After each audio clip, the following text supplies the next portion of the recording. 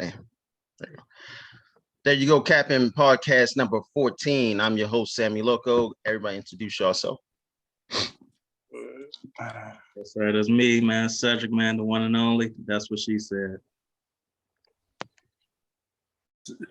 Trav, aka Uncle Trav, aka the young old man.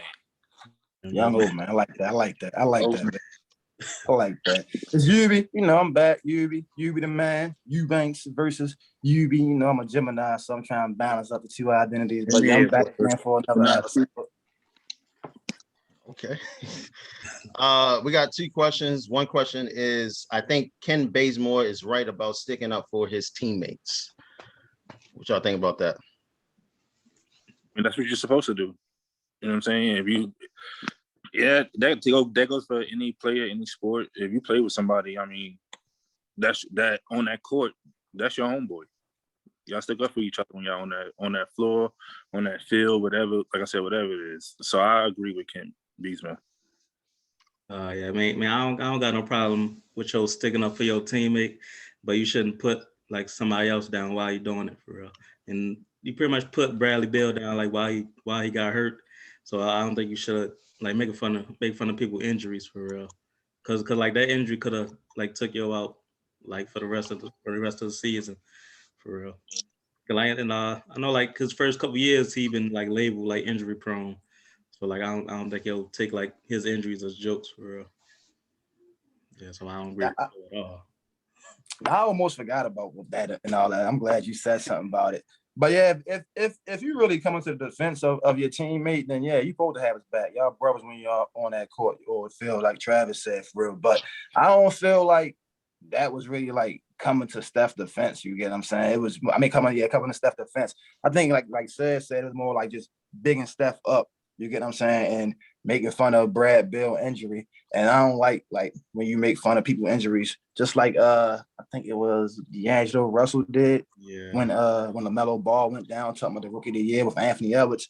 Mm-hmm. So I mean, if somebody taking a shot at your teammate, then yeah, you supposed to have his back. But in that instance, I think it was unnecessary, I agree with everything everybody's saying. I just don't like the fact that, first of all, he's a bench player. He has celebrated on the bench. He's not really doing nothing for the team. So it's just, I'm surprised Bradley Beal acknowledged him. But, when he talked about the hamstring situation, yeah, you're going to have to acknowledge that. But, yeah, I agree with everybody's saying about that one. The next question is, the play-in is set. Who wins it? But like I said to the person, the East is set. The West is not set yet. Hey man, I got the first play-in game is the Wizards, my Wizards versus the Celtics for real. And I know if we win, we beat them, we get the 7th seed, which means we'll go against the Nets first round. And I got the Wizards taking them out in five games straight up. Straight up, man. All 1 point wins, man. Let's go. Yeah, and they did beat him though, didn't they? Yeah. To beat him the last time they played, and the first time they played, I think they lost by like 5 for real. There you go, Capping. Hey, man. There you go, Capping. Hey man, well we're gonna beat these Celtics first for real, and we're gonna get that 7th seed. I think I know the Pacers play Charlotte. Yeah. I got Charlotte taking that one, and I think Charlotte gonna get that 8th seed for real. Yeah, I think Boston gonna slip out them playoffs. Yeah, cause since Jaylen Brown got hurt, I like Tatum. I don't know if it's gonna be enough to carry him though. Nah, I don't think so. Yeah, but that's what I got in the East. I know the West ain't set till later on tonight, but that's what I see in the East for real. Well, ain't the 9-10 set though, right? Memphis and the Spurs, right? Yeah. Well, Spurs is set. Yeah, Spurs are definitely set. And so is Memphis, right? Yeah, because they lost. They got the 9th seed. Yeah, so they got the 9th seed. Yeah. So okay. I'm gonna go Washington over Boston, because unfortunately Boston is just an underachiever. You get what I'm saying? They just an underachiever.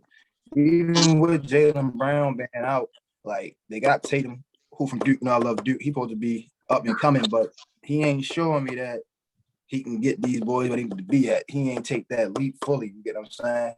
no reason that in the East they should be in the position that they're in. That's what I believe. So I'm gonna go Washington because of how Russell was playing right now, triple double machine every night. And if he get it going, you're not gonna beat them. I'm gonna go the Pacers over Charlotte, even though I love LaMelo. I just think Sabonis got some tricks up his sleeve. He ready. He had a couple big games as of late. You get what I'm saying? And then going out west, I'm just gonna go to Spurs over Memphis, just because of experience. Just because of experience. It don't matter. Like Pop gonna find a way to get his team in the playoffs. You feel me? If he got to win a game in the play-in, then that's what he gonna do. They're not gonna have much success, but he gonna get them boys in the playoffs. You know what I mean? Yeah. And then I think the Nuggets is gonna handle business for me tonight. I think the Lakers is gonna win, and I think that Portland gonna fall into that matchup against Steph, and I think we're gonna have a dynamic duo between Dame and Steph. One for the ages. Yeah, that'd be nasty. Oh, yeah. Oh, well, I guess I'll go. I agree with what Cedric saying. I would like to see in the West. I would like to see the Grizzlies finally get in there, but I don't know if Jared Jackson is fully healthy because he's injured back again. But Dylan Brooks is playing pretty good. I don't for some reason Portland been fucking up. Like if you seen the Suns game, he was fucking up bad. They was fucking up bad, and there's no reason for them to lose. They was winning the whole game, and then the Suns and Chris Paul was playing pretty good. Devin Booker was off that game, but yeah, for the most part, I'm gonna go with Memphis over the Spurs, and then I just have to wait.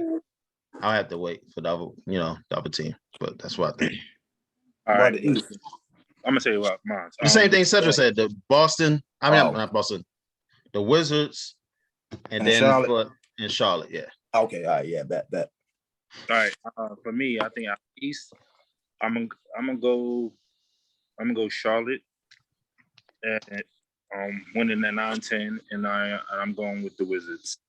I think the Wizards are gonna be a 7th seed. I do think they're gonna lose in 5 to Brooklyn. And terrible. And like I said, I got Charlotte at 8 going against Philly getting swept. Like out west, even as a Spurs fan, I got the Spurs losing. I don't see them winning that 9-10 game against Memphis. I think John Moran gonna go off that game, and that 7-8 matchup. Like I said, we're not sure who it is yet, so we'll just hold off on that one. Yeah. Okay, I see you got your hand up. Go ahead. Yeah. No, because I do want to say I hope it play out the way we saying. Like I definitely hope Washington win because I would love to see Russ versus KD. You know what I mean? I would love to see that playoff matchup. And I also, like I said earlier, I really want the Lakers to I don't want the Lakers to play in the play-in. You feel me? That's just my opinion. But I would love to see, like I said, Dame and Steph battle it out. I think that Washington winning and playing the Nets is good for basketball. And I think that a Portland Warriors play-in is good for basketball. You get what I'm saying? So, yeah, that's all I want to say about that. Hand down now. But you do realize that the KD, Harden, and Kyrie didn't play with each other for they only played 9 games together. It's more so about that band of brothers coming back, but they're not on the same team. You get what I'm saying? That OKC group that came in the league, that started their careers together, and now they dueling out against each other. Russ, man. Yeah. Russ gonna go bananas, yo. I don't think they're gonna beat him because he ain't got enough, but I think it'll be way more interesting than people are giving it. You get what I'm saying? Because Brad can go for 40 on any given night, and Russ can go for 30 with a triple double, and it's just all about making the baskets and playing defense, yo. Yeah. They beat him a couple times, so they got that confidence. I don't think they'll beat him in the playoffs, but I don't think they're gonna get swept.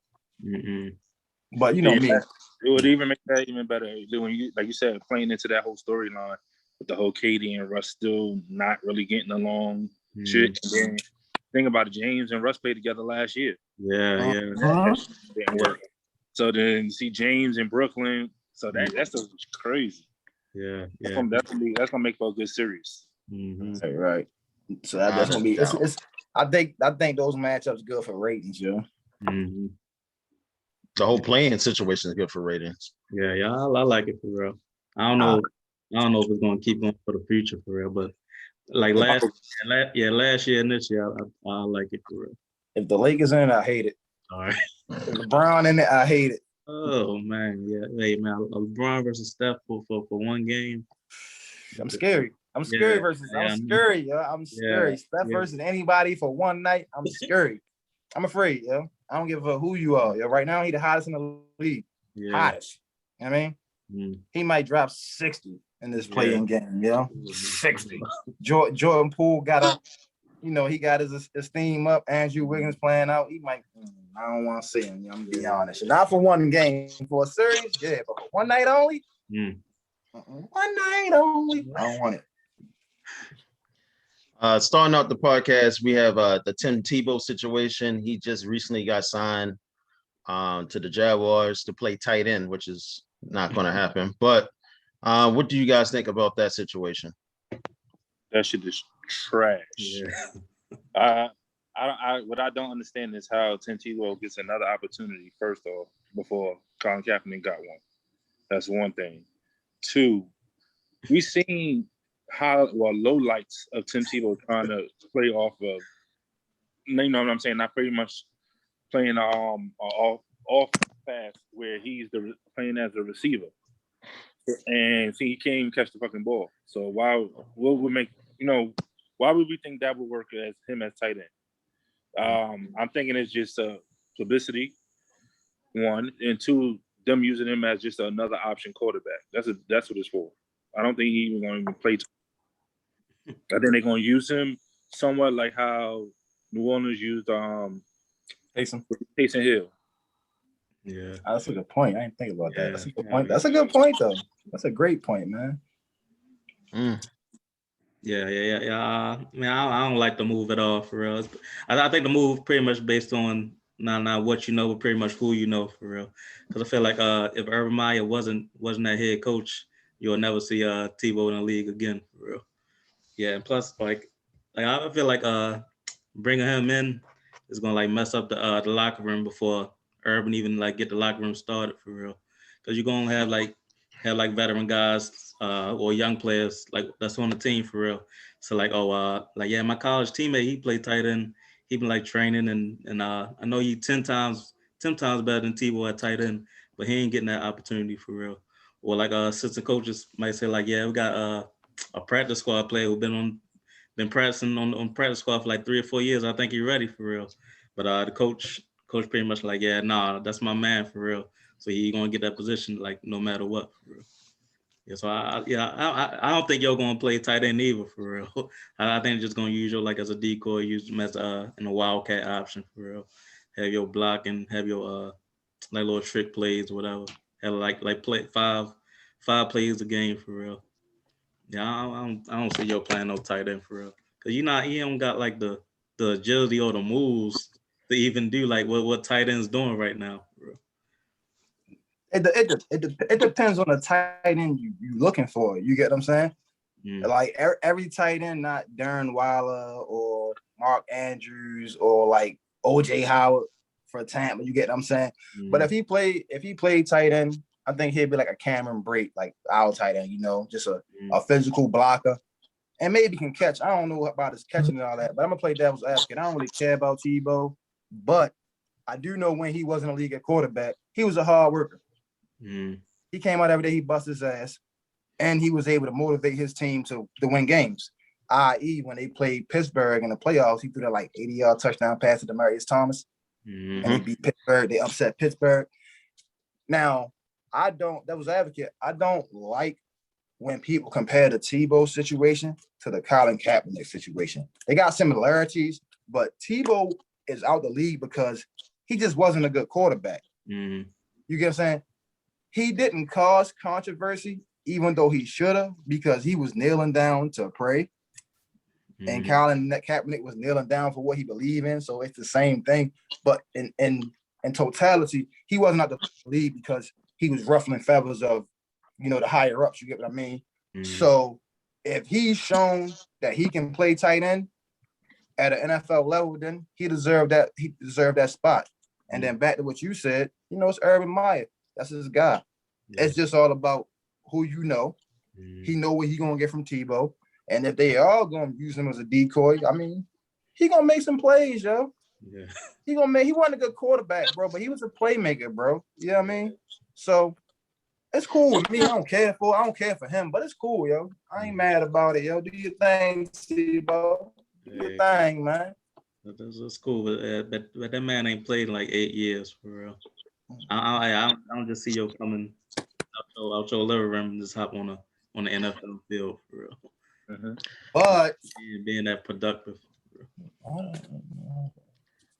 Anyway, for me, I would say this situation reminds me of the Brad Stevens situation with Gordon Hayward. It's not going to work out. We already know that. Now he's going to do a lot of wildcat, and he's going to be a blocking tight end like Yubi said. Like, that's all he's going to be doing. But the thing is, for me, I don't like him coming in there because you're stunting Trevor Lawrence growth, because he's coming in there and then he gonna pretty much Tebow's gonna probably be in his ear every 5 minutes. Yeah, man, Jesus love you. So just do it this way, do it that way. Jesus love you. And then after a while, Torres Lawrence is going to be out there quarterbacking and thinking Jesus love you, even though Jesus does love him. But anyway, I'm going off topic. But this is what I'm saying. Like, you brought in the wrong guy, and I think Urban Meyer is really going to start to bring in everybody he was on the team with over there, and it's not going to work. And then you got half of the league mad at the fact that they picked Tebow over there. It's not going to work. But I don't like it either. But it is what it is. We'll see what he does. I think he'll get. I'll make a prediction. I think he's going to get 2 touchdowns.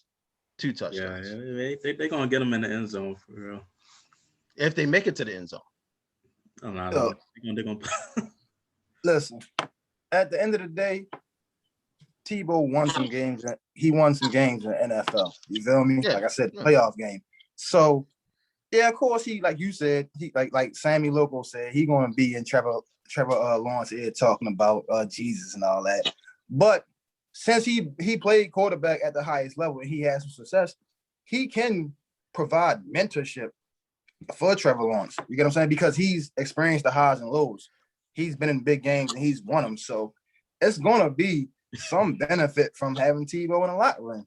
It is. And not only is he going to pray over everybody and he's going to have them protected by the Almighty. You get what I'm saying? But he got experience, yo. He got experience, man. And he can help Trevor Lawrence make that transition into the NFL. Whether you like it or not, he can. That's how I feel. He can. I think Tim Tebow, the only reason he did good that first year is because nobody knew what was coming.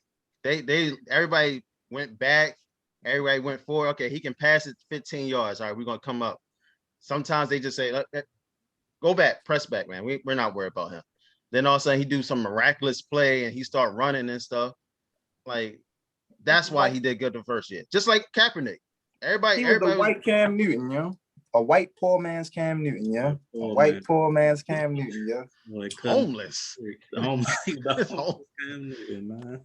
You got some change. You got some change. Yeah. That's all he was about. Yeah. I think Tebow like the fame for real too though. Cause like once he couldn't like succeed in football, he pretty much tried to go he pretty much went on ESPN. Then he tried to do baseball, and then now he trying to come back to football for real. And I know like that situation when he was with them, like trying to trade him, and they were saying like, do you want to go to Jacksonville or the Jets? He was saying like, yeah, I want to go to the Jets because it's a bigger market for real. So I feel like that's like one of his goals too, just chasing that fame. He like his name. Yeah, he like his name out there for real. What was he doing? Dancing with the Stars? I don't know. He probably did something after that for real. What's wrong with chasing that dollar? What's wrong with chasing that dollar? Hey man, nothing, man. But if Cat would have got back in the league, we wouldn't even be having this conversation. And that's real. Yeah. If Cat was in the league, we wouldn't even be having this conversation. And I get it, but it is what it is. Yeah, it is what it is. Going going to our next topic.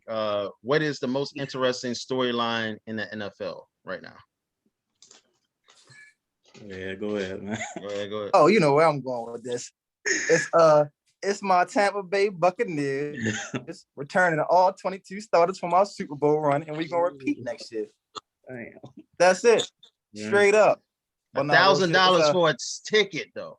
But $1,000. and I wanted to go there, man. But nah, man, I don't like him that much. But no, the most interesting story is gonna be what Aaron Rodgers gonna do in Green Bay. But if we talk NFL, I gotta say Tampa first. It's Tampa over everything. But it's gonna be Aaron Rodgers and what he do with Green Bay. What Green Bay do with him? Okay, I like that. To me, I think the most interesting story is like these three young quarterbacks. I'll say Lamar Jackson, Josh Allen, and Baker Mayfield for real. Yeah, Lamar Jackson, man. Cause pretty much like they all like their franchise starting quarterbacks for real, but they all got like that fifth year option picked up. Them teams like not trying to pay them until they see like what they can really do for real. So I feel like if Baker don't have like an MVP season, the Browns might give you like that Dak Prescott treatment or that Kirk Cousins treatment. Just keep like franchise tagging them until they like either find a new quarterback or just see if they can get better for real. And I feel like either Ravens or the Bills might do the same thing if Lamar or Josh Allen don't make it to the Super Bowl, and they might think about moving on for real, or just keep franchise tagging them without giving them that big max contract. For real. You said that who don't make it to the Super Bowl? Lamar or Josh Allen? Yeah. I think it's like hella pressure on them right now. For real. I think Josh Allen getting extended. You think so? Because they finally got him some help, and they got him some help, and you see what he did.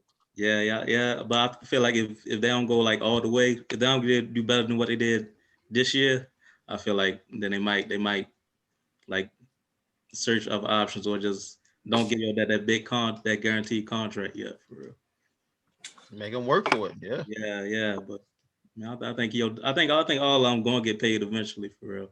But I think like all eyes gonna be on them. I think they're gonna all be on like a short leash for real. I do agree with you. I think it's gonna be about Tampa first. I also think that we're gonna probably see a repeat of the Super Bowl. The only difference is gonna be the outcome. I think Kansas City winning this year. There you go, Captain. No cap at all. Nah, I'm messing with you, bro. I think KC got better, but I do think we're gonna see a repeat. If the big question is gonna be, is Tampa gonna go undefeated during the regular season? No. I think, but looking at the schedule, they got probably one of the top 5 easiest schedules this year. I think they got the opportunity to go undefeated during the regular season. Like I said, regular season. Yeah. Before you give your point, Sam, I agree that we got one of the easiest schedules in the league. But I think so prior to them adding that extra game, I thought we was gonna go 13-3. You know, adding that extra game, I don't know if we're gonna go 14-3 or 13-4.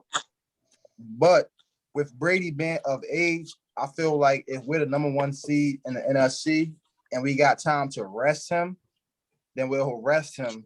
And that's why we might lose the game, you know. But he already said that he would trade 2 Super Bowls to have a perfect season and win a Super Bowl. So if we do run that joint up and we on the brink of being undefeated, then I don't know. But nah, I don't got us going. And you know, I trust my boys. We gonna win the Super Bowl next year, but I don't got us going undefeated, man. I don't got us going undefeated. One interesting storyline that went real quiet was Russell Wilson. Now, I still think he's still going to get traded. I think he still want to get traded because I think with him, he wants to throw it more. He don't want to run the ball. You got what's his name, McCaff. There, you know, you got to use him more.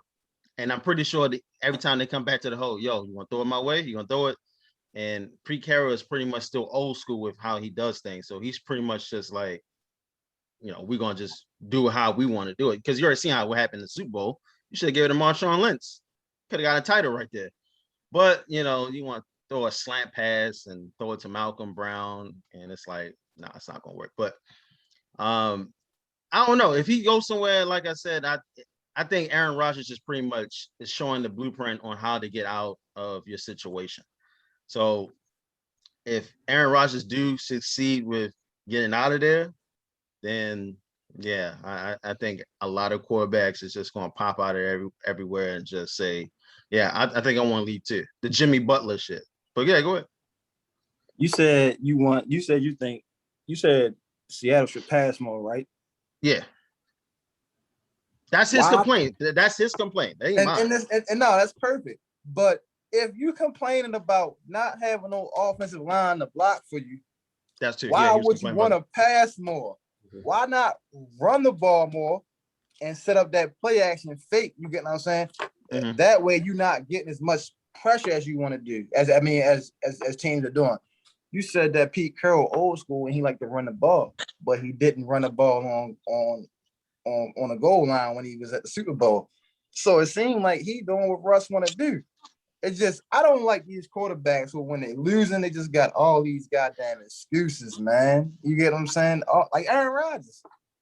Aaron Rodgers, man. He just got MVP and he need more help. Yeah, that's crazy. He just got MVP, but he need more help. You know what I'm saying? Seattle started the season off like 5 or like 6-0 last year. Russell and they hit a rough slide, you get what I'm saying? And it's now, I don't got no block. I don't like that, man. I don't like that. Yeah. Well, like I said, in Aaron Rodgers' situation, I think you lost a whole bunch of coaches. The GM said what he said about you. It might be true, might not be true, but like I said, it's at that breaking point where Aaron Rodgers is going to run the team. So if he gets what he wants and get out of there, we already made a prediction where he might go at, then I think a lot of quarterbacks are going to come out the woodworks and just say, look, I want to go. We're not even going to talk about Deshaun Watson because that's not even interesting no more. That's just what it is at the end of the day. So that's just what I think about most interesting NFL. Well, I hope he leave anyway because that just make it easier for us. Not that they can beat us, but that just take away one great. We already got rid of Breeze. He retired. Yeah. So go ahead, Aaron. Go ahead, slide out, yo. You feel me? Let's make it easy for us to walk through. I think the Saints are another interesting story too, for real. Seeing how they'll look that first time without Breeze. I think Breeze was like that for like 10 years, for real. So see how they look like post Breeze, for real. And I don't think Russell getting traded at all, for real. Because the shit about to start up, for real.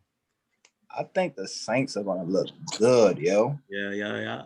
I think if they start Jameis, for real. Yeah, yo, because he's not a bad QB, bro. And Bruce Arians is a tough coach to play for, yo. His play calling is like different, you know. Everybody who played with Bruce Arians their first year outside of Brady, they threw a career high in picks. I think Jameis is gonna do his thing down in the Saints. I'm low key kind of still worried because they got the weapons, you know. They got the weapons, and I don't think Jameis is a bad quarterback. Yeah, Alvin Kamara, I really like him for sure. Michael Thomas. Yeah. They call him Slant Boy. So because that's all Drew Brees could throw was a slant. All Drew Brees could throw was a slant. His shoulders messed up. Slant Boy. That's funny. The next topic is a quick topic in my opinion. NBA Rookie of the Year. A lot of people believe it's going to be Edwards. Some people believe it's going to be Ball, and that's it pretty much after that. So what y'all think? Who's going to win it? Dylon, because he spit hot fire. It's like, I got LaMelo Ball winning it. And even though Anthony Edwards got the better stats, it's just impact, you know? I think before LaMelo got hurt, it was sitting like in the mid, like 4th or 5th seed in the East. Four. It was 4. Yeah, 4. Yeah, they were the 4th seed in the East. He averaging pretty much 16 points, 6 assists, 6 rebounds, shooting 43 from the field. They were 10-11 without him. They only won 23 games last year. They won 10 more this year. So forget the stats. It's about impact. They in the playoffs. You know what I mean? Anthony Edwards, he putting up more numbers, better numbers as far as scoring. He got the highlights because he dunking on people, and that's what people like. But, I mean, they only won 3 more games than last year. And he playing with a bona fide, young, healthy all-star and Karl Anthony Towns. So, off of just impact and value, LaMelo Ball, man, it's easy, man. Easy. Man, I'm gonna go opposite. I went with my man Ant-Man for real. Damn right. Yeah, because There you go, Captain. yeah, man. Yeah, because Anthony was been playing like tough all year, and since LaMelo got hurt, Anthony was play his offensive play pretty much got better. For real. Got better every month, and I feel like LaMelo. I think LaMelo came into a better team for real. Because I think Anthony Edwards ain't had like, yeah, man. Because like the first 20 games, Karl Anthony Towns was hurt. And then once Karl Anthony Towns came back, that's when D'Lo got hurt for real. So I feel like they didn't all play together until like this month for real. And since they've been playing together, they may either been like losing close games or winning games for real. So I feel like, and I think LaMelo pretty much his whole core team was there since the start for real. And I think yeah, LaMelo did make a good impact, but I think Gordon Hayward, low key, coming over there too, was a big impact to help Charlotte get into the playoffs too. But I'm going with Ant-Man because of the consistency. And I think LaMelo missing them games just pushed Ant-Man over the top. For real. He got them 22 wins. You're right, yeah. Hey man, if Ant was on Charlotte, I think they'll still make the playoffs. For real. I think for me, yeah, I'm going with Melo. But I'm hoping that we get a repeat of what was that 95? Talking about Jason Kidd and Grant Hill, yeah. That's what I'm hoping for. Mm. But like I said, if I only could choose one, then I'm going with LaMelo Ball. Like you said, over impact. His team went from last year being in the lottery to this year being in the playoffs. Mm. And if you want to say if he didn't get hurt, they might be 5 or 6 games even better than what they are right now. Mm. They probably wouldn't even be a playing team if he didn't get hurt. Yeah. So that's my choice for rookie of the year. Yeah. If LaMelo didn't get hurt, I'll say LaMelo. Real. But I just think them games missed, plus Anthony going off, doing them games that he missed, it just got my vote for real. Respect. Yeah. What? Respect. I forgot him. I feel like it's like the reverse of like Melo. I was about to say that you took my shit. Go ahead, then you go down. Yeah, no, you got it. Go ahead, no, you got it. Yeah, I already spoke. You got it. Go ahead and say it. Go ahead and say it. You got it. So down. I was thinking the same thing because like Melo didn't get the rookie year, but to me Melo was better than LeBron that year, in my opinion, because he was doing everything. He could shoot, and LeBron couldn't shoot back then, so all his points was coming off fast breaks and dunks. I would like to see them do a tie with that, but I really don't at the same time, because I just think that it's pretty much, lowering one player and then is heightened one, and then, the highlights and all that stuff. I think Ant-Man, I think with him, he played better when he started playing the fourth quarter, and he in the second half of the year after the All-Star break, that's when he really was playing real better. Now you got D'Lo hurt and all the places hurt, but I mean, he has the dunk of the year. I'll give him that, but I'm still gonna go with Ball. I think Ball is one of those guys that got getting everybody better. Like Miles Bridges, I ain't never seen him play like this beforehand. And yeah, Terry Rosen playing good. And then you have he is. And that's what I'm saying. That's what I'm saying. Like, I ain't like you got Miles Bridges catching lives from somebody from the other side of the court. Like nobody like I like Graham too. I like Devon Graham, but he's not doing that. And Terry Rosen, when he was playing point guard for a while, wasn't doing that. Like Ball's getting everybody involved. So I don't know. That's Rozier. Rozier, whatever. It's a French name. Rozier. Whatever his goddamn name is. But look, all these awards, they always give it out to the team with the best record. Pretty much. Like MVP, it always go to the best player on the best team. So at this point, the Charlotte Hornets have achieved more than the Timberwolves. I don't see myself giving a rookie of the year to a player who is not significantly greater than a playoff team. You know what I'm saying? Like LaMelo, he in the playoffs. He not that far under Anthony Edwards as far as stats. So that's why I don't think he can get it. Yeah. So you think so would you say the Minnesota team altogether minus them rookies was better than Charlotte team? Last year, this year. This year. This year. This year? Yeah. I'm taking D'Lo and Cat over that Charlotte team. For real? Over who? Gordon Hayward and Rozier? Minus the rookies? I'm taking D'Lo and Cat. I'm taking D'Lo and Cat over Gordon Hayward and Trey Rozier because outside of those two guys, they got Devontae Graham, but who else? Nobody else. And that's why I say Ball should get MVP. We call it should get Rookie of the Year because when he's back on the team, everybody's playing good. When he's not there, they're not playing as good.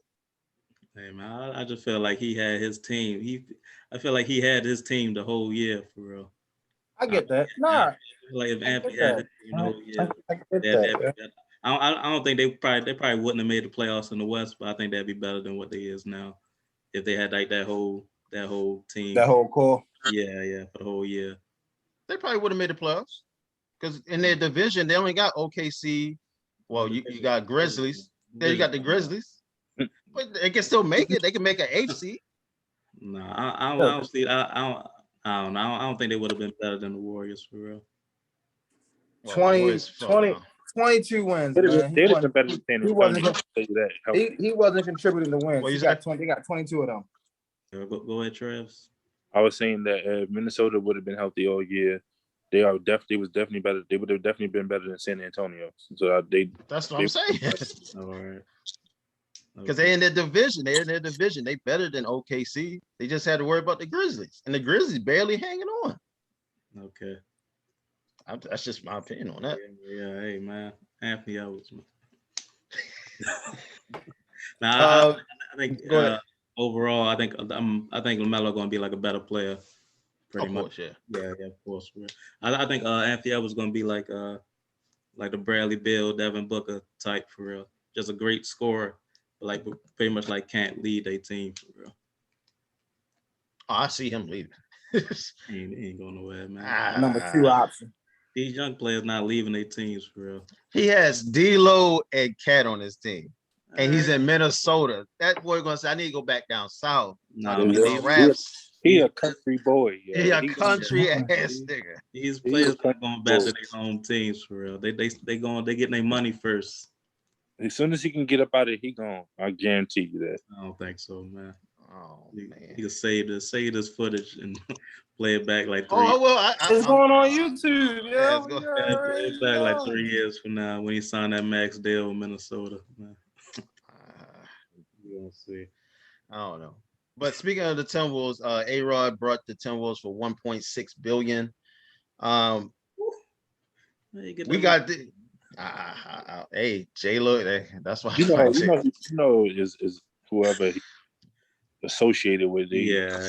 You know, it's a share. It's share. I'm at to put that in there. It's a shared thing. A-Rod don't have that. Even though he did make that type almost like he made millions, but he ain't got that. Yeah, he ain't put that out of his pocket for real. I know he knows people that know some people who got it. Yeah. Speaking of that, which team would you like to relocate or trade to a different city, or swap out teams going back? I'm gonna say the exact team we just finished talking about, Minnesota. I like to see them go to Seattle. Give Seattle a team. Yep. Yeah. I'm so sick of us having all these NBA teams and Seattle still not, Seattle not getting one, or even seeing them move to Vegas. Yeah. Then you can, and then you can move like a team like Memphis, which is really like almost like an Eastern Conference team. You can New Orleans too. Exactly, New Orleans also. That's what I'm saying. If you add Vegas and add Seattle, that's two more Western teams, or like you say, relocate Minnesota to Seattle and just add Vegas. Yeah, I like that. So my pick, I picked Sacramento Kings for real. Cause I'm tired of these sorry teams, man, who ain't accomplishing nothing in their city for real. So you might as well just move them for real. I feel like they ain't been good since that Chris Webber, Stojakovic era. When they got robbed by the refs against the Lakers in the finals, I mean the Western Conference Finals. But carry on. Yes, they did. Yes, they did. But they had plenty of chances, but they couldn't get it done. Nah. Divas dumbass knocked it out with the fucking Robert Ory. Like, yeah, they had chances though. I mean, you talking about chances against who? Kobe, top 3 all time. But now go ahead, carry on. Yeah, but since then it's been like 20 years, and they ain't been nowhere near to what they was for real. So I feel like they should move them to either like New Mexico or Vegas for real. Yeah. Move. I think New Mexico is they deserve some teams for real, man. Yeah, because Chapo in the front seat. Yeah, hell yeah. Yeah, you see how they turn up for soccer games for real. So whenever NFL games go over there, they always turn up for real. So I think having a team over there, yeah, that'd be a big impact for real. And I feel like Vegas, like being like one of the marquee places in the United States, should have a team for real. Yeah, I think like the football team did a good job so far for real. I think that's hockey team. Yeah, I think that's gonna bring more sports teams. Yeah, so I think like the first available team to move, I think they're gonna go to Vegas first. Yeah, I think Seattle definitely should get a team for real. It's also crazy that Vegas got a WNBA team and don't have an NBA team. Yeah. Liz. Man, that's how I feel. I definitely want a team down in Mexico. You feel me? Because they play on Tuesdays and they win. That's free Taco Tuesday for the whole entire city. You feel me? But man, bring a basketball team to B-More. Because B-More don't mess with the DMV no other times unless it comes to the Wizards. And man, they not B-More, man. Why you rooting for the Wizards, man? You don't care about nothing else DC, but you care about the Wizards, man. That's not Baltimore's team. Bring the Bullets back, man. Give us our own team. I don't like the Ravens, but they're home. Give us a basketball team that's home. You're a hypocrite, man. You don't like DC. You don't bang with DC, but you bang with the Wizards because that's the closest to home. Exactly. Nah, man. Yeah, put a team. Bring a team to Baltimore, man. Baltimore had a team. If Baltimore had a team, I would cheer for them. For real. That's what I'm saying. So I don't care. Just put a team in motherfucking Mexico and put a team in Baltimore. I would cheer for a Baltimore basketball team. I never cheer for the Ravens, but I cheer for a Baltimore basketball team. Crazy, man. Why would you cheer for the home team football team, but you'll cheer for the whole team basketball team? Because in football, I'm locked. Okay. I was watching football before the Ravens came. I made my mind up. I'm locked. Right. It was Dallas and then it was Tampa. Basketball, I was sacked back in the day. You know that. Now I just roll with my guy Bron. But if they bring a home team, I can rock with them. But I'm not rocking with DC. Suppose KD on the Baltimore team. By the time Baltimore team come, KD be out the league, yo. But if he was on the team, you know I'm not rocking with them niggas, man. You know I'm not. I ain't not gonna rock with another Maryland dude, yeah. What's going on with you, man? You're from Maryland, though. I'm from Baltimore. I'm from Baltimore. Listen, I'm from Baltimore, yo. We not from Maryland. Even though Baltimore and Maryland, we not from Maryland. We from Baltimore, man. I'm from Baltimore. You know how I go. I want to say take the Timberwolves to Seattle, but I know they're gonna go to Las Vegas.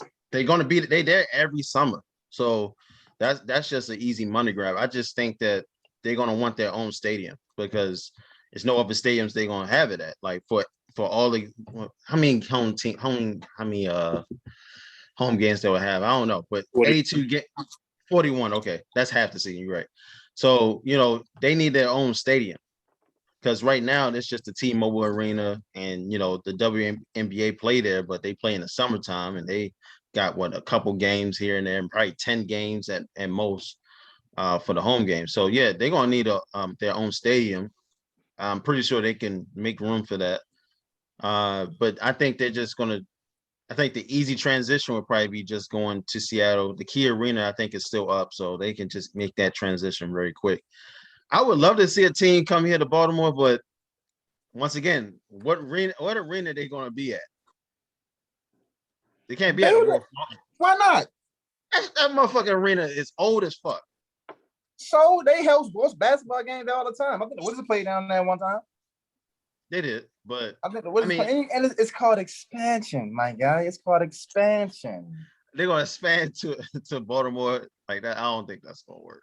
No, of course it ain't, but I'm just saying. But what name would you call it though? What team name you would call it? Bring the Bullets back. They can't name the Bullets that because the owner got shot. Oh, that's why they switched. So the owner of the Bullets got hit by a bullet. Wow, I did not know that, honestly. Jesus love you. So yeah. Do we? They can call it the Bartons, I guess, or something that I guess. I don't know. You know that they got this that fucking crow shit, bird shit. They can't name it a bird. Bird shit. You gotta be a bird. If you're doing Ravens and Orioles, so you gotta be in the best. Pigeons. That's all we have left after that. Crows, man. Crows. Baltimore squeegee boys. That would be funny. That would be funny. Baltimore Seagulls. You stop at the light. Off the top, Baltimore bombshell, Baltimore bombers. There's something. Anything. Baltimore bombers, Baltimore Hurricanes, anything. When it comes down to it. Baltimore cicadas, man, they is out here. I ain't seen no cicadas yet. Oh, I seen them out. I seen them today, but they're not flying though. They just on the ground. Yeah, it's just dead. On the ground, right? They on the ground chilling like, man. They like, listen, man, it's cold out here. We ain't with that air. They're like, no flights. Flights is canceled, goddamn, for the first 3 weeks of this pandemic. Yeah, they might got COVID coming out the ground like that. Shit. They tired as motherfucker. Oh man, they tired as I don't know what. The next question is what is a point guard to you? Now, this question came up because me and Travis had the podcast last time, and I said LeBron is not a point guard.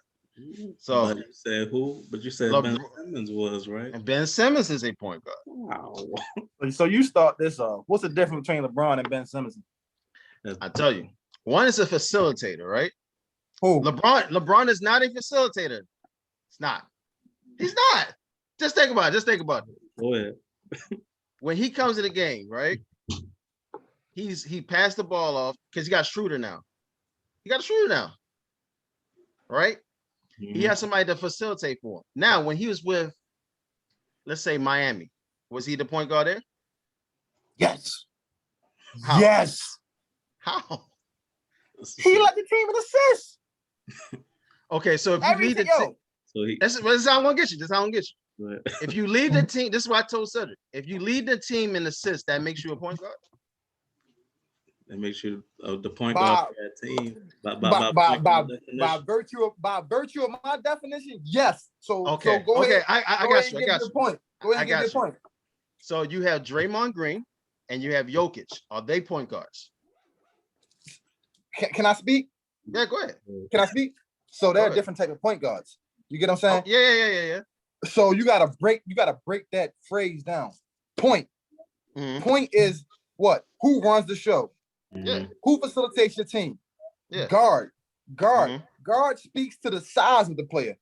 Yeah. Guard speaks to the size of the player. So now we're in a different era where you got point guards like Chris Paul, point guard. You get what I'm saying? Mm-hmm. And then you got point forwards like LeBron because he's 6'8", so he can't be technically labeled as a guard.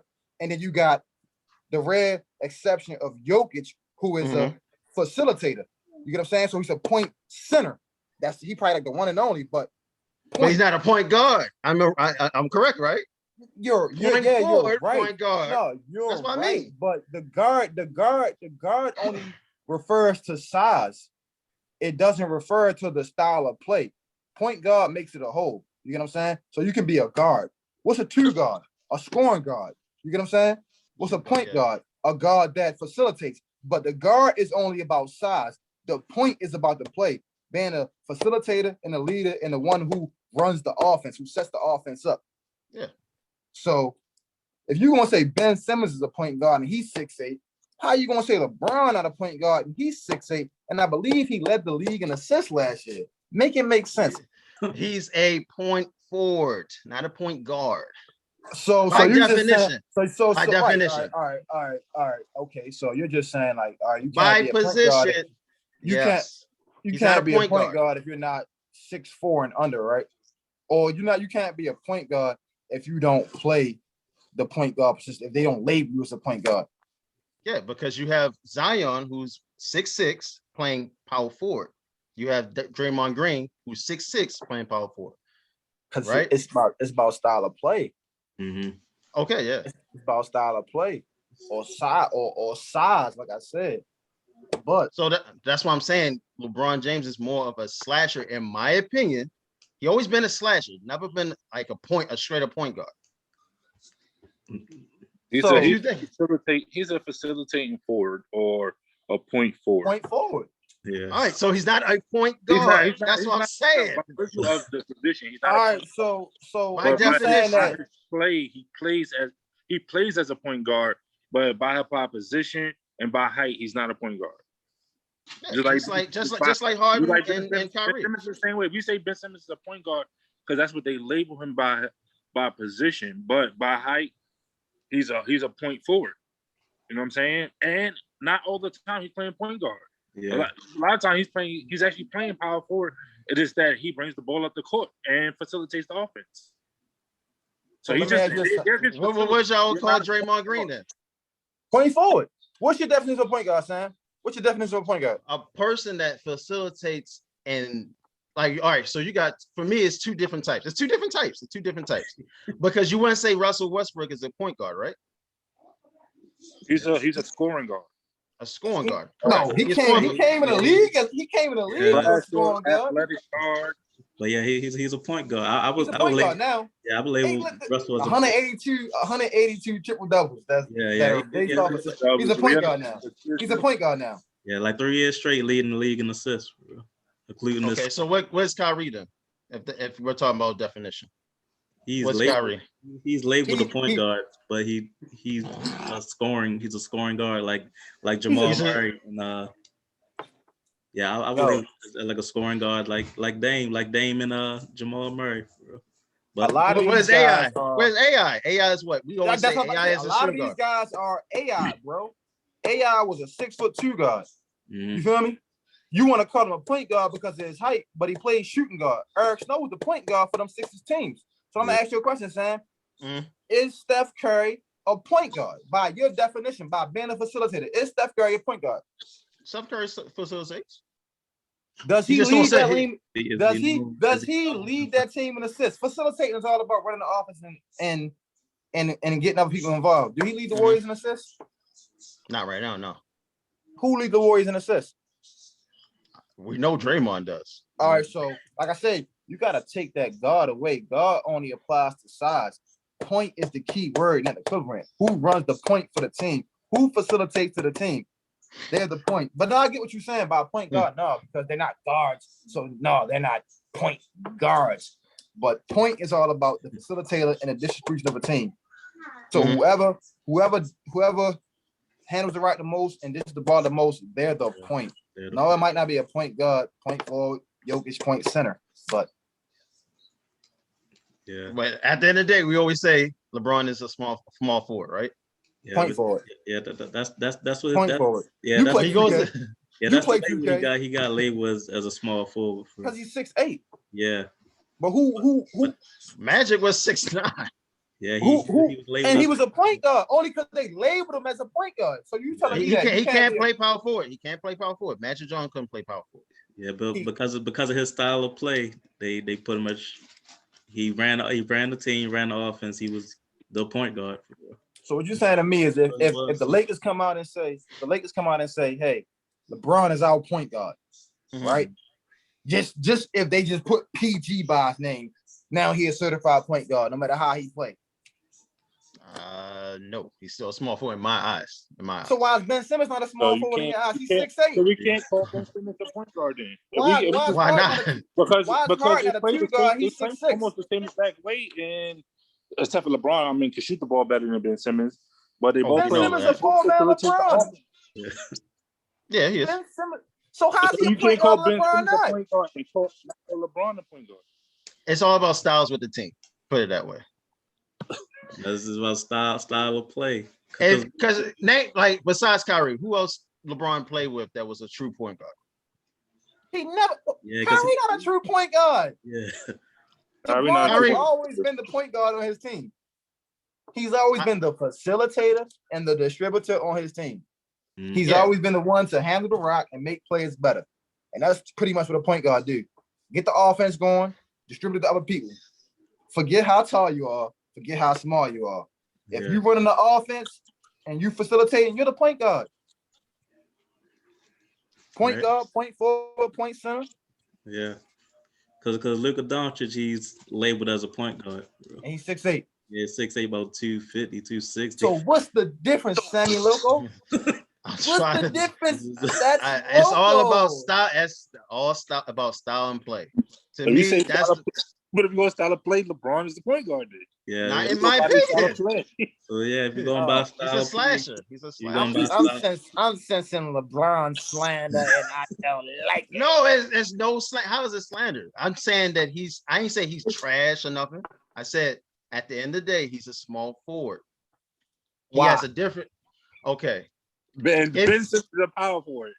Hold up. What do That's a what I'm point guard got to do to you, Sam? What does a point guard have to do for you to be a point guard?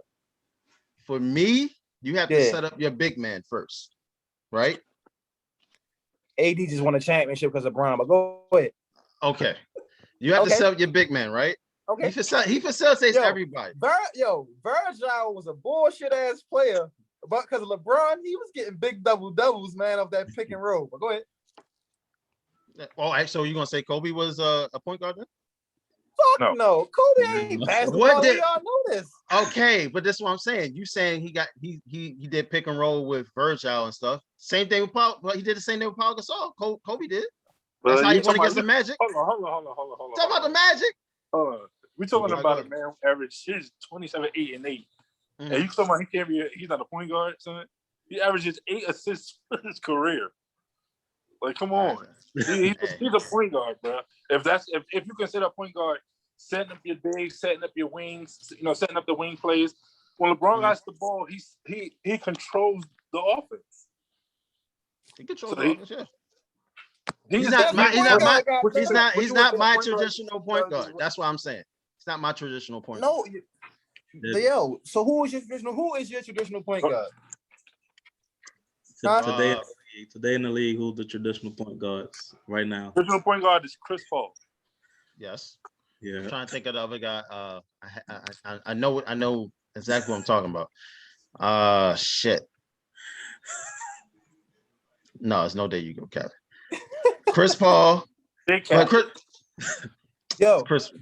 Go ahead. You gotta remember, as times change, Yeah. shit changed. There are not too many traditional point guards left, bro. Like in the league today, as far as like on a high caliber level, the only person actually playing point guard by definition of Van, a facilitator and a guard, is Yeah. probably Chris That's Paul. about it. Oh, Everybody Mike feel me? Conley. But, like- My bad. but- Mike Conley. Mike Conley, but he not on his level. Mike Conley, and then you go back. You had Yeah. Jason Kidd. He wasn't great, but Jose Calderon was a Mhm. point guard. Rajon Yeah. Rondo is a traditional point guard. You get what I'm saying? A lot of these dudes are just guards that are labeled as point guards, but they're scorers. They're two guards. They're two guards. Get it. The scoring guard. Because Yeah. Like Gilbert Arenas, he was like the starting point guard, but he was a scoring guard for real. Yeah, Scoring just guard, man. like Dame, Point guard. like Jamal Murray. They labeled as point guard, but they're scoring guards for real. They're pretty much just shorter shooting guards for real. And because of that, that's why you started having the phrase Mhm. point forwards, because you started to get these forwards who facilitate the offense better than these guards, because now the guards are scoring more than they used to do. You know what I'm saying? Jason Kidd ain't used to score a lot like that back in the day. You know what I'm saying? Steve Nash didn't score a lot. He wasn't dropping 30 a game. You know what I'm saying? Nowadays, you got guards dropping 25 plus, 30 plus. You get what I'm saying? So they're becoming the two guards. And you got these other positions because these guards are so exposed who are becoming facilitators. So that's why I say you can't really. I mean, I get it by the phrase point guard. You know, the guard, you can't be that.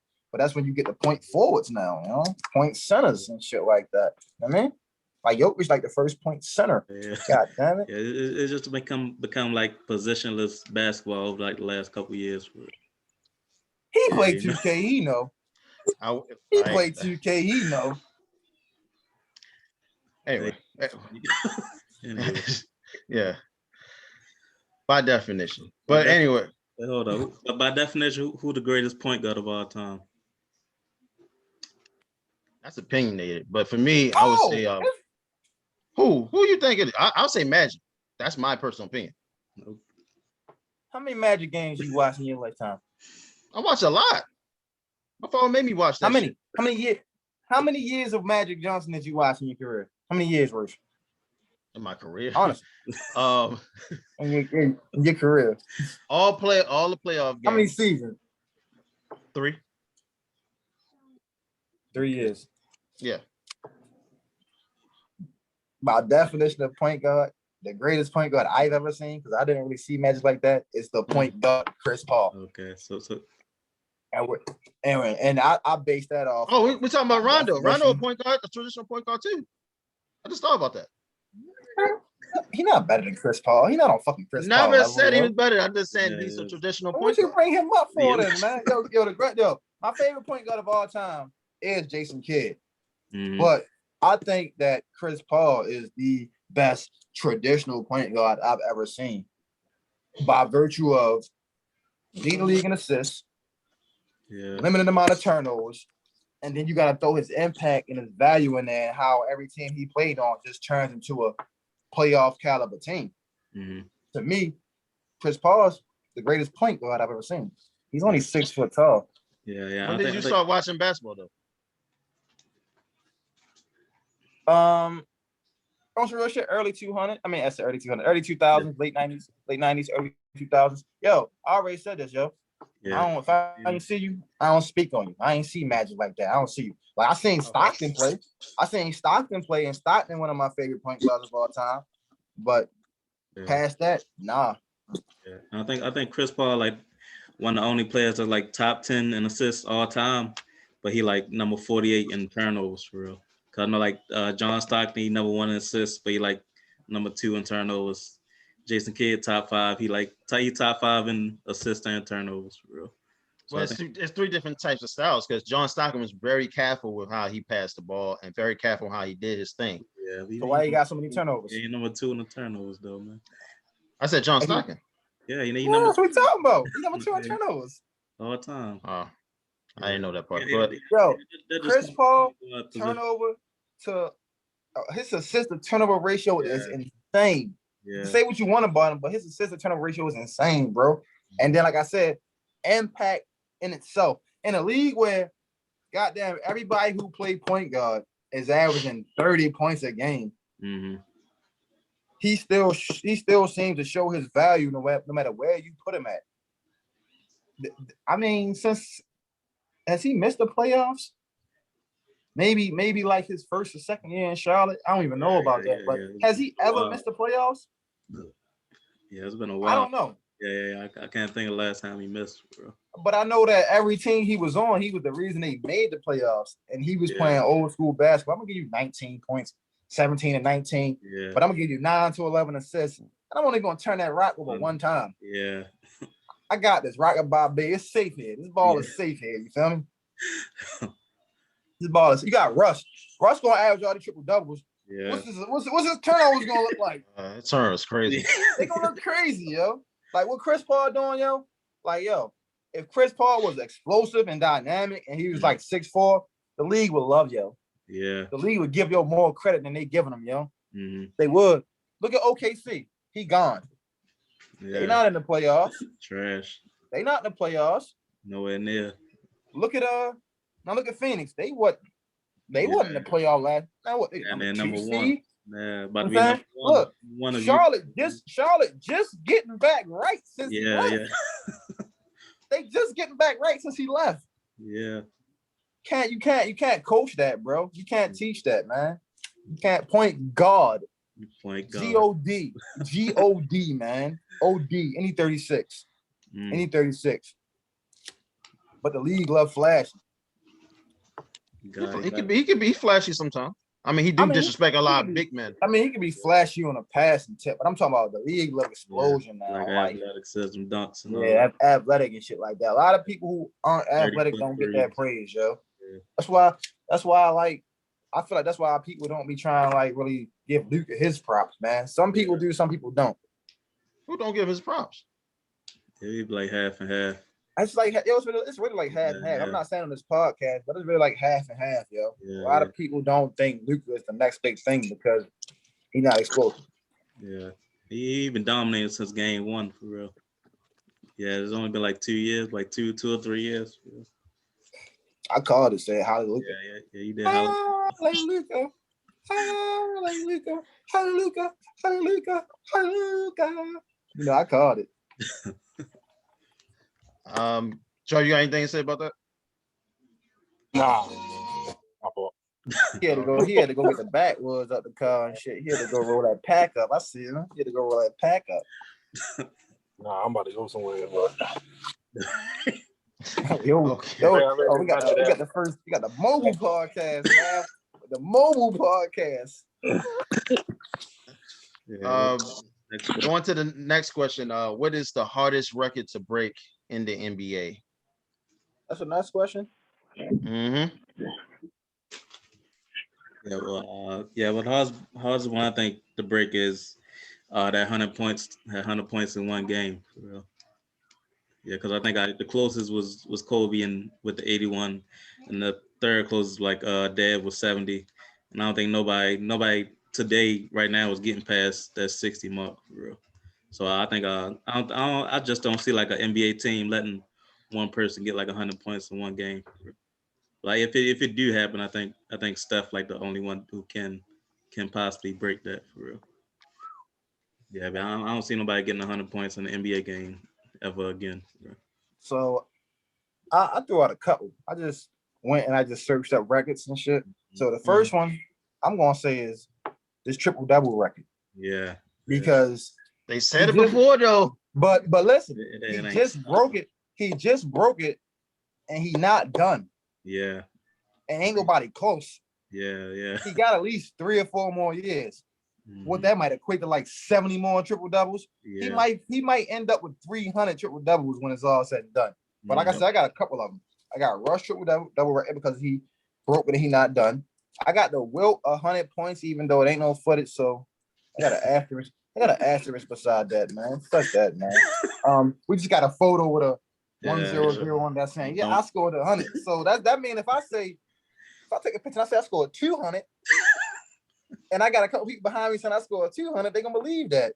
Yeah. But then I went Randy Moss, 23 touchdowns, receptions in the season. Okay. I went old school. I didn't see these people play, but I went old school. George Blanda, I hope I'm pronouncing that right. In 1962, he threw 42 interceptions. Damn.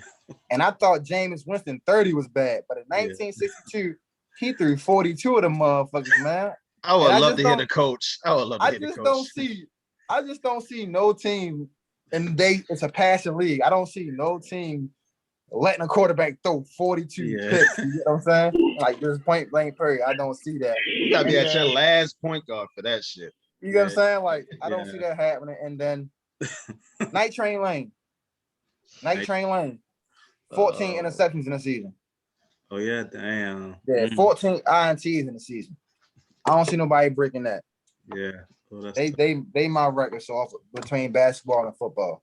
okay. That's I wanted funny. to go like to the like baseball home run record and stuff like that. Yeah. But as we keep developing as humans, we just Yeah. get freakish. You get what I'm Yeah, saying? yeah. So it might be somebody out there who might hit like 80 of them motherfuckers one day. You get what I'm saying? As we keep developing as humans, so I ain't even tapping on baseball. But yeah, Rush, Will, Moss, the interception, thrown and caught. So yeah, that's my opinion on that. So you I can't. want to go? I agree with the Will 100 points in the game. I think that's one.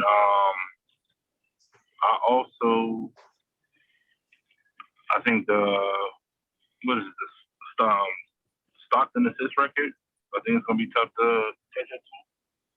The over 15,000 assists. Oh yeah. And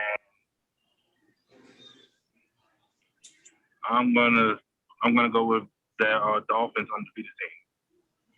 I think it's gonna be tough for anybody. Nice. Yeah. Like that. That's nice. The whole season without losing. Yeah, I like that. We might do that. I didn't even think about that. We might do that though. Oh, we might do it. Though. Y'all just was saying it earlier, like gonna be in the running. Like, why not? For me, it's go back to like the INTs, the interceptions, but this is the NBA version of it. 20 missed free throws without a make. Who did that? Shaq? No, it's not. It's not Shaq. It's not Shaq. It's I don't know who. Rock's Bomber. Rock's Bomber. Yeah, he sound like he trash, man. It was 20 minutes in one game. Yeah. Damn. The next one after that is 30 assists, and you already know who that goes to, Scott Skiles. Skiles. Yeah. I don't know. I think somebody can get that. That's a lot though. 30 assists in one game. 30 assists. If Steph was a traditional point guard, he could have got that playing with Clay. Yeah. He could have got that playing with Clay. Clay scored what, like 60 or some shit on like 11 I was about dribbles? to say that. On like 11 dribbles? Yeah. If you just give it to him every time, just imagine how many assists that is. You get what I'm saying? That's probably like 20. That's probably like 20 in itself. Yeah. I don't know. You gotta have somebody real dominant on there. I don't think nobody gonna get it because the guards are just becoming more scoring. They just scoring more. Yeah. And then the big man is shooting now, so yeah, they're not down low. So you can't. I don't know. I don't think it's gonna happen unless you have somebody dominant like Shaq, where you just throw it up there and he just do 2 dribbles and dunk it. Yeah. I don't think that's gonna happen. No, that's good. That's good. I think I'm gonna break the record, yo. I'm gonna go play in the league and break the record, yo. I got y'all. You gonna play with J. Cole? Huh? You gonna play with J. Cole? He over in Rwanda. He over there now. Wakanda. Yeah.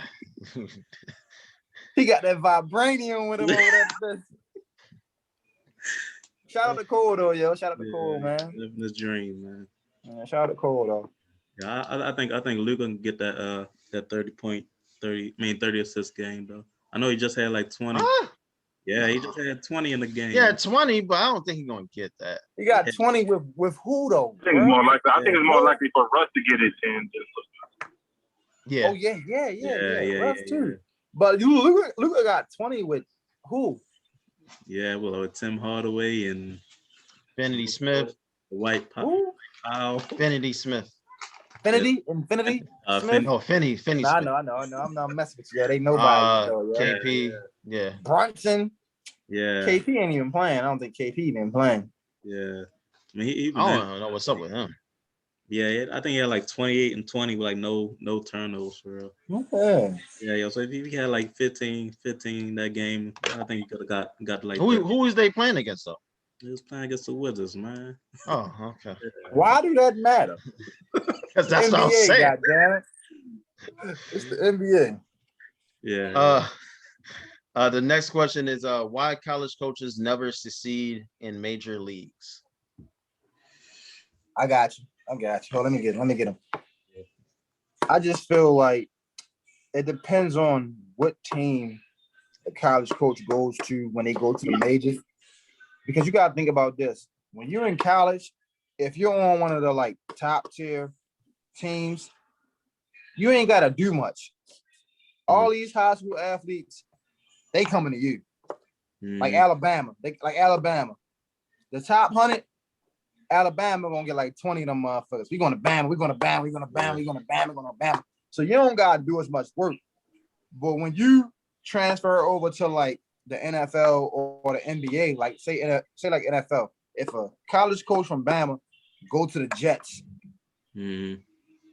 now he got to worry about drafting players. Yeah. He got to worry about free agents coming to want to sign with that team.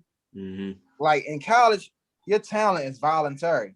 Yeah. Oh, you just won a national championship last year. Yeah. I'm coming there. You get what I'm saying? All the best players. You're guaranteed all the best players in college if you're a top franchise. Whereas though in the NFL, you don't have that right. In the NBA, you don't have that right. Like if you're a college coach and you go to the NBA and you get drafted by like the Hornets, ain't nobody coming to play with you. If you get drafted by the Cavs, ain't nobody coming to play with you. So it's just all about that right to that talent, you know? You get it different in the college leagues versus the NBA or NFL. That's what I think. Yeah, I think that's a mixture of that, and I think like coaching like different personalities too, because like, you know, like when you're in college or when you're like college coach, you pretty much coaching kids, you pretty much teaching them everything for real. But like when you go to the pro leagues, you got like different age range, so you like teaching kids, and you try to like coach players who pretty much think they better than whatever you try and teach them for real. So like 10 years older. Yeah. So I think it's like a whole mixture of that like keep them from succeeding for real. I think like them coaches who like used to coaching a certain way, coaching like kids for real, once they get to that level, it's like hard to like handle them different personalities for real. I think like only certain couple coaches can handle that for real. Who are the go ahead. I think it depends on what you mean by being successful. Because we got someone like Pete Carroll, who's a college coach that succeeded and won the NFL title, or Brad Stevens, who got, you know what I'm saying, a team to the Eastern Conference Finals. So it depends on what we considering being successful and not being successful. You know what I'm saying? If you consider somebody winning championships, those are college coaches that were successful, or people just get, you know, bringing a team from where when they weren't being you know, making the playoffs, or the team was a lottery for you know, years in 4 or 5 years in a row to them, you know, being in the Eastern Conference Finals or being you know, in the finals or winning. So that's where you gotta, you know, we gotta break down what we say it's a successful, you know, transition from college to pros. But what I feel like what makes most, you know, college coaches unsuccessful when they go to the pros is they forget that they're dealing with people who are already adults. You know what I'm saying? Compared to when they getting a lot of these guys that's coming in as children. You know, they're getting a lot of them coaches getting people coming out of high school. These are young 17, 18-year-old kids. You know what I'm saying? A lot of them not adults. So you get to transform them the way you would want them to, you know, work in your system, or you know, teach them how to be an adult. Especially if some of these guys don't have, you know, the fortune of having, you know, both their parents or being raised a certain way, but still, you know, managing to make it to college on their own. And bang. Yeah, go ahead, Sam. Well, look, I like what he was saying, but I that go to what I was saying. Like, it just depends on, like, if you go from college to the pros, it depends on what organization you go to. Pete Carroll went to Seattle. Yeah. Seattle wasn't a losing organization. They had Matt Hasselbeck, you get what I'm saying? They had Sean Alexander. And then when around the time Pete Carroll was coming around, they had the league in the boom, and he got brushed with Russell Wilson, who was one of the best quarterbacks in the league. That's why I say it depends on your drafting, what you're brought into, and your recruiting process. Because you had the Harbaugh brother who went to the 49ers, you know what I'm saying? And he had a nice defense. Then they got Cat. And then you even got, as recently, you got Cliff Kingsbury, who went to Arizona. Yeah. And they hit on Kyler Murray, who's a winner. So it just depends on where you go. Now, Urban Meyer, that's the Jaguars coach. I mean, Jaguars coach. Yeah. They got the top pick, but outside of him, they don't really got a lot. So we're gonna see if Urban Meyer, who is one of like the greatest college football coaches, how his success translates into the NFL, and then we can base it off that. Well, I agree with everything you just said, but I also say with this, college coaches only know how to prepare for 2 games a week. With the NBA, you got back-to-backs, and then you're going from city to city. It's fucking you up because you're trying to use the same shit you use in college. And sometimes that shit don't work because NBA players, you seen with Nick Nurse with Kawhi. Kawhi was like, we ain't doing that shit. He said, then, Nick Nurse was like, I did this in G League. I won the G League. Motherfucker, we in the NBA. I don't give a fuck what you talking about. We're gonna do it this way, that way. And you seen with the overseas coach with I forgot that guy named that LeBron was David Black. David Black was winning all over the Euro leagues. But when he came here, he had to deal with LeBron. LeBron said, we're not doing that play, we're doing this play. And then he won the game. So I think it's all about how, like, that's why Coach K, to me, is not going to come to the NBA. Kyrie Perry did it, but he went to the Celtics, and the Celtics was trash. So at the end of the day, I think they got their niche. And then on top of that, they have an organization that backs them up. Sometimes when these college coaches come over, they don't have the organization on their side. They like, look, you got to make it to playoffs. If you don't make it to the playoffs, we'll get rid of you. And unless you like Greg Popovich and you come into an organization that say, yo, you're gonna stay here until retire. You're good. No matter if you don't make the playoffs or not, we know that you're here for that. So that's why I think a lot of college coaches don't make it at all, really. But you do have your Pete Carrolls and stuff, but once again, he has an organization that has his back. Nobody's gonna say, yeah, Pete, you fucked up in the Super Bowl. We gotta get you out of here. So Off topic, Brad Stevens' value going down, man. Oh, I think he's out. At the end of this season, I think he's out. They was. I was one of those people who was like, this motherfucker is nice, but his value going down. You think this season his fault or Danny Ainge's fault? Cause I think like the last few years that Brad Stevens been there, I think like this season was like, I'll say like, I don't want to say it was worst team, but like compared to them teams that went to the Eastern Conference, they probably might have been lesser. I think it's a mix, yo. Yeah. You still got Tatum, you still got Brown, you got Marcus Smart, you got Kemba. Yeah. Like you got the talent, bro. Yeah. You got it. I mean, we already talked about how like we thought they needed a bench.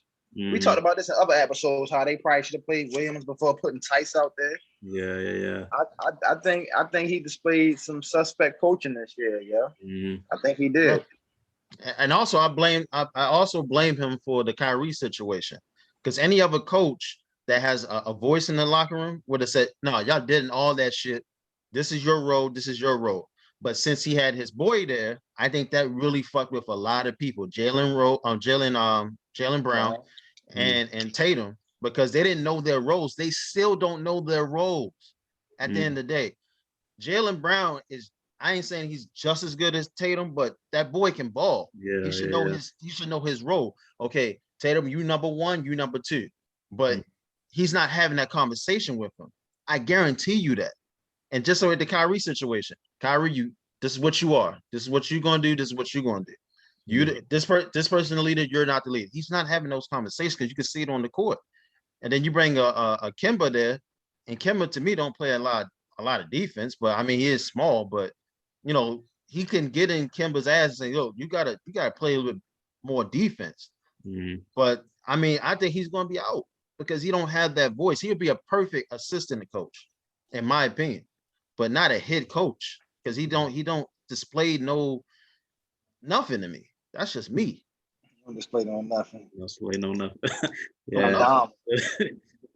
So, he probably do fit better in college. Yeah, but Yeah. I think he did a pretty good job with his little, I guess, like his 5 years with Boston. Just couldn't get over that hump for real. I mean, he did the same thing in college too. Couldn't win that championship. I mean, yo, he definitely had him in a good spot, but with this decline, bro, like from being like one of the top 4 teams in the East, top 4 or 5 teams in the East to falling into the play-in, it's like, where's the development? Where's the growth, yo? Yeah. Like you ain't lose nothing big. You get what I'm saying? No.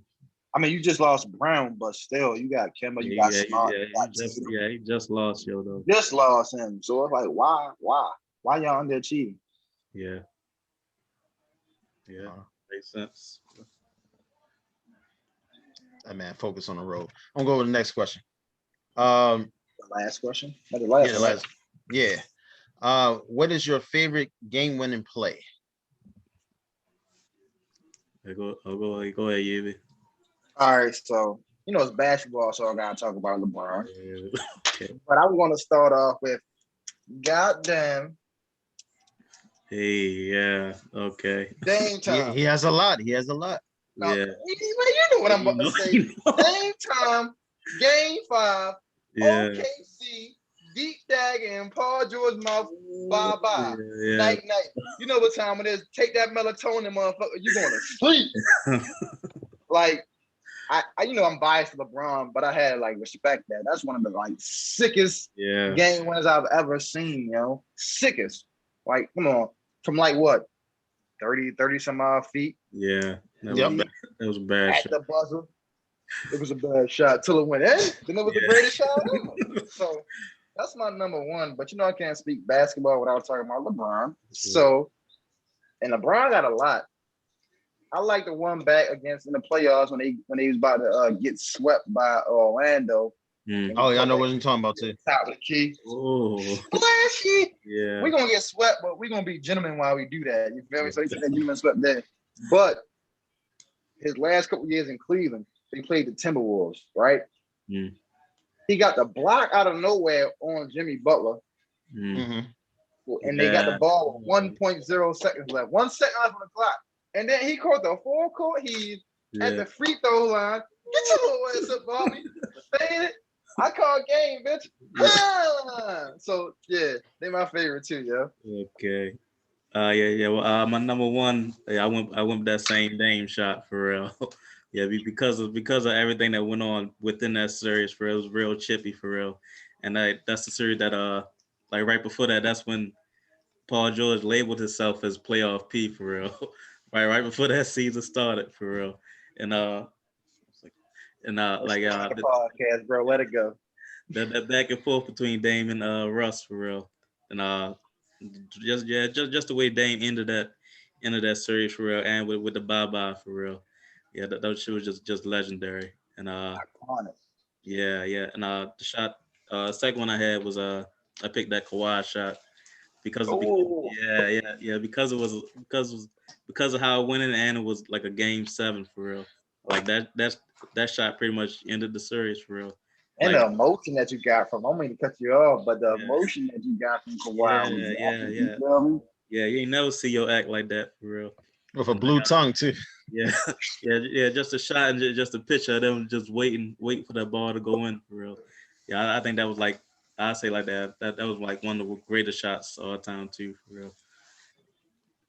Yeah, and then like seeing like the crowd just go up soon as that shit went in for real. And had Embiid with the baby crying face. Yeah, just breaking hearts for real. That was just a great shot. Go ahead, Travis. Ain't nobody tell me I was muted yet. That's crazy. I thought you was focused on the road. Nah, I've been pulled over. That's crazy. But for me, it was first was the LeBron against Orlando shot, that bank. Second all time for me, greatest game winning shots is, I don't know if y'all remember, it was a Kobe off the backboard three. Against Miami. Yeah, he was falling. Against Miami. That was Christmas Day. That was Christmas Day over Yeah, Wade. I remember that. That I just shot. watched it. That shot was also one for me. And the my last one was Paul George, was Dame over Paul George. The bye shot. Yeah, the bye. Legendary. Get them niggas out of here. Legendary. Broke up the whole team with that shot. It's really too many. Go ahead, son. Okay. For me, it's Ray Allen, 2013 against the Spurs. Hey, y'all, don't remind me, boy. Get the fuck out of here. Put them ropes back. So, no reason for that one because of Chris Bosh grabbing the rebound, but LeBron shot it before. I think if LeBron would have made that shot, I think he probably would still be in Miami. That's just my personal opinion. But Ray Allen saved that game. They went to game 7, won that. That was big. If y'all remember Mario Elliott hitting the corner shot when he was with the Rockets, and he did that shit. That was a good game winning shot to me because that was funny to me back then. Okay. But yeah, those two really stick out to me the most. Yeah. Y'all remember since we talked about Kobe, y'all remember versus the Suns? Yeah, when he did jump ball, he catch it by the sideline. He dribbled down to the right, pull over Roger belt. Yeah. Bang! Yep. And then, man, the most heartbreaking one was, I think, like a Robert Ory 3 against Sacramento that shouldn't have counted because Samaki Walker shot at halftime wasn't supposed to count, man. It wasn't supposed to count. I mean, it's countless, yo. Yeah. Countless. Like, you got LeBron. I think LeBron against the Raptors going to the left, fading, hitting it with the right off the backboard. You know, my shit gonna be around LeBron for real. Yeah. But there's so many, yeah. There's so many game winners, yo. I'm surprised you didn't talk about when he did. LeBron did that over. I think it was Ronnie Turner. No, Iguodala. I guess. That's when he first did the. Yeah. That's what I'm saying. Yeah. Oh man. Yeah. You talking about in the finals and shit? No, was it final? I don't know. It was against. No, that was regular season. I know it was against the Warriors. It was on left wing for real. Yep. Yeah. That's when he first did the silencer. For real. It don't mean as much, yo. It's iconic, but it don't mean as much, man. Regular season. But I mean, bro, I could go a little back in the day, crab dribble against Washington Wizards. Wasn't nothing but a layup, but they say this man not clutch, man. And I could run down a repertoire of clutch shots he made, man. It was travel, man. It was crab dribble, bro. It's not a travel, yo. That team should have went, man. My team. Y'all should have. But I mean, you just happen to go against the GOAT. Yeah, but missing goddamn free throws and shit. You know, if you miss it, you know. Man, that was it. That was in his career. Antonio Daniels. They had Antonio Daniels. Yeah, man. Yo, Brown been knocking off super teams for a while, yo. Yeah. 2 more All-Stars for a while, yo. We're gonna stop with that whole super team thing because we can't say he started it, but we can say he was damn sure a big contributor to him. Man, yo, they put super teams for LeBron. Yeah, it was the Rockets to me. The Rockets. It's just all about whether it's all about whether y'all was built that way or did y'all join forces to be that way. Because the Spurs had 3 All-Stars with Manny, Parker, and Duncan. You get what I'm saying? Yeah. Those are guys that developed. It's a different. I think with the argument when it comes to the whole super team thing is because it was a built super team compared, what you would consider it being built because the players, made the choice to come together compared to the teams, making the trades to these players. So that's why people complain about the whole super team thing. So what about Boston? But for LeBron, that's what I said. That's what I said. That's why I said I didn't say Boston wasn't a super team. I said the reason people complain about LeBron, with the whole super team thing is because them as players they chose to come together and do it instead of the organization making trades to make it happen. And let's face it, it was more successful. LeBron won more than one. And that's why Boston only won one. Because remember, it depends on that's what I said. If you talking about if you're only talking about in that in that time span that LeBron played in the NBA, then yeah, you could say it was a failure of super teams. But we talk about before that, it was always a success before that. The Bulls was a super team, yeah. But they was no, they wasn't. No, they built. Yeah. How many Hall of Famers on that roster? How many Hall of Famers on that roster? Well, Tony Kukoc is now, so yeah, you got more than 4. And he got one of the best coaches of all time too. How many? Hall of Famer. How many Hall of Famers? We ain't talking about superstars. How many Hall of Famers was on them Bulls team that won them championships with Jordan? Pippen. Yeah. Robin. Yeah. Kukoc. The coach. I'm pretty sure Steve Kerr. Steve Kerr was a player. He was a player, yeah, not Hall of Famer, no. But think about this. Remember when I always say this. Remember when the Lakers got Gary Payton and Karl Malone? Mm-hmm. Prior to that season, everybody was calling the favorites. Yeah. Calling the favorites. Oh, they're gonna be unstoppable. They're the best team ever. They lost to Detroit, I think, that year. Yeah. The only reason they're not calling them a super team is because they lost, yo. And that's not fair. They were a super team before they lost, but when they lost, oh no, they were old, they were washed up. Yeah. So the reason niggas, like he said, like Travis said, the reason niggas hate LeBron so much is he had continuous success. Yeah. Because Boston was a super team, like we said, that was brought together by trades and shit like that. But they didn't have that continuous success, so that's why I don't nobody say nothing about that. Yeah. What they won one championship? Only one.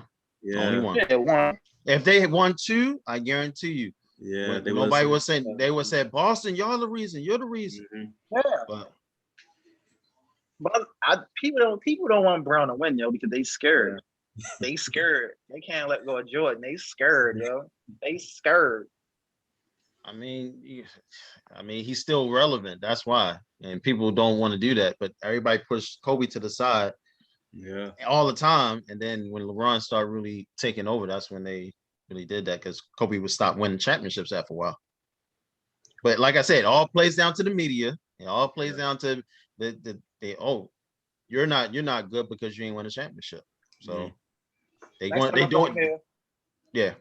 I'm gonna have a half Laker jersey, half Tampa jersey. Please don't wear that. It's gonna be a sleeve on this side for Tampa, and it's gonna be shortless over here, no sleeve because of LeBron. And I'm gonna just be like, I'm gonna be in my Shannon Sharp shirt. I'm gonna be in my Shannon Sharp shirt next time you see me. Go James. Look, go James. Anyway, that's wrapping up podcast number 14. There you go, Capping.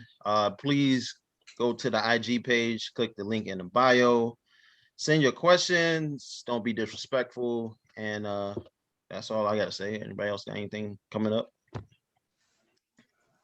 Hey, man, keep on subscribing. Keep on clicking the link in the bio. And I want to apologize because like first couple episodes earlier, I said my guarantee was Miami would not make the playoffs. And they definitely clinched. They definitely clinched the playoffs. So, I apologize for that. I was wearing the hat still, too. Yeah, I still wearing this hat, man. I just like the hat, Yeah, I was capping back then on that episode. So, there you go. Yeah, that was me right there. I said them boys wasn't making it, they back in the playoffs. Hey. I just want to say, as always, thanks for the support, Go to the link like Sam said, follow, subscribe, send your questions out. You can be respectful. Yeah. I mean, you can be respectful, you can be disrespectful because they go both ways, but we prefer you to be respectful. But nah, we appreciate all the love, man. Run it up so we can start talking about this giveaway, and just thanks for the support. We appreciate it. Almost to 100. Almost. I'm just all I got is say is support the channel, support the podcast, and I enjoy anytime I get to come up here and kick it with y'all. Yes, sir. Appreciate you, man. Appreciate it. And that's a wrap. Sir.